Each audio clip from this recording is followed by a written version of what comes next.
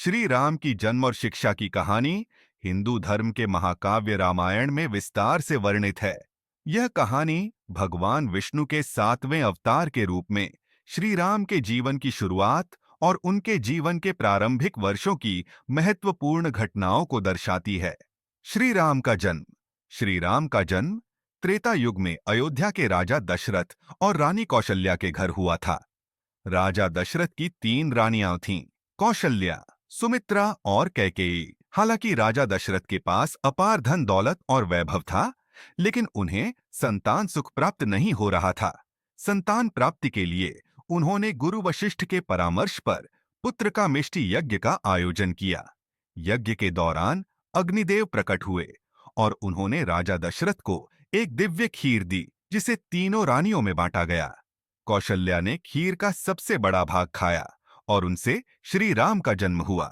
सुमित्रा ने खीर का दूसरा हिस्सा खाया और उनसे लक्ष्मण और शत्रुघ्न का जन्म हुआ। कैकेयी ने खीर का अंतिम हिस्सा ग्रहण किया और उनसे भरत का जन्म हुआ। चैत्र मास की शुक्ल पक्ष की नवमी तिथि को श्री राम का जन्म हुआ। यह दिन राम नवमी के रूप में मनाया जाता है। श्री राम की शिक्षा श्री राम के शिक्षा जीवन का महत्वपूर्ण हिस्सा अयोध्या में और उनके गुरु विश्वामित्र के आश्रम में बीता। परिवार में शिक्षा। बचपन में श्री राम ने अपने भाइयों के साथ गुरु वशिष्ठ के आश्रम में वेद, वेदांत, धनुर्विद्या, राजनीति और नैतिक शिक्षा प्राप्त की। राम, लक्ष्मण, भरत और शत्रुघ्न को बहुत ही अनुशासन और आदर्श जीवन जीने की शिक्षा दी गई। गुरु विश्वामित्र के आश्रम में शिक्षा। गुरु विश्वामित्र ने राजा दशरथ से श्री राम और लक्ष्मण को अपने साथ ले जाने का आग्रह किया। वह दोनों भाइयों को राक्षसों का नाश करने के लिए प्रशिक्षित करना चाहते थे। श्री राम ने ताड़का नामक राक्षसी का वध किया। उन्होंने मारीच और सुबाहु जैसे राक्षसों का नाश किया और विश्वामित्र के यज्ञ की रक्षा की।